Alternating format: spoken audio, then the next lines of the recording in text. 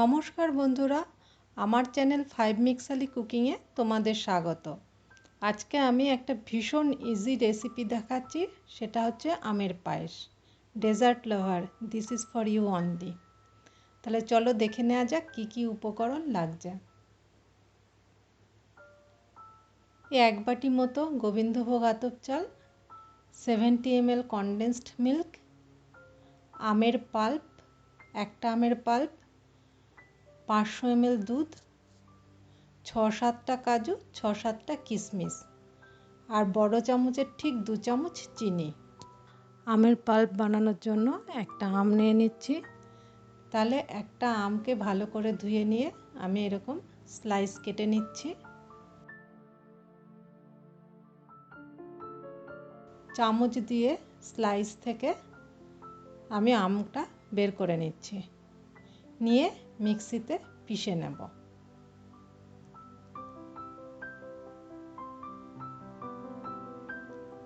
মিক্সিতে পিষে সেই পেস্টটাকে আমি ভালো করে ছাঁকনি দিয়ে ছেঁকে নিচ্ছি, যাতে কোনো আঁশ বা গুটি না থাকে।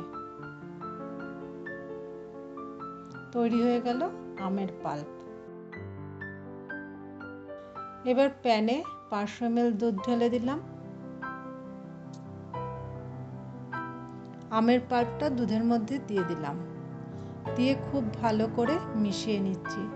দুধ এবং আমের পাল্প যতক্ষণ না খুব ভালোভাবে মিশবে ততক্ষণ কিন্তু গোবিন্দভোগ চালটা দেব না।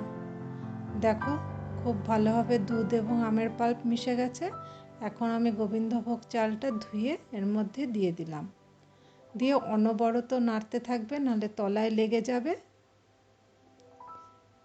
কিশমিশ কাজু বাদামও আমি দিয়ে দিলাম এর মধ্যে, দিয়ে ভালো করে নাড়ছি যাতে তলায় লেগে না যায়।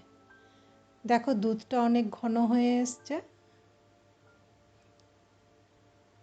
এবং চালটাও দেখো সেদ্ধ হয়ে এসছে।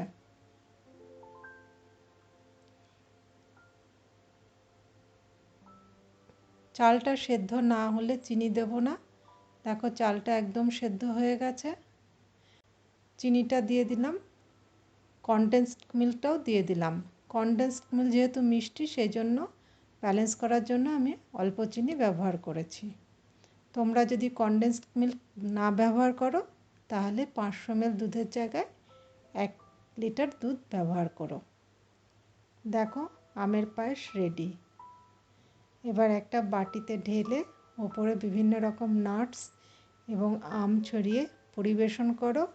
আর অবশ্যই আমাকে কমেন্ট করে জানাতে কিন্তু ভুলবে না কেমন লাগলো তোমাদের এই রেসিপি।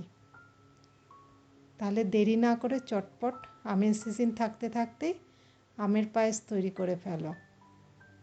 টাটা।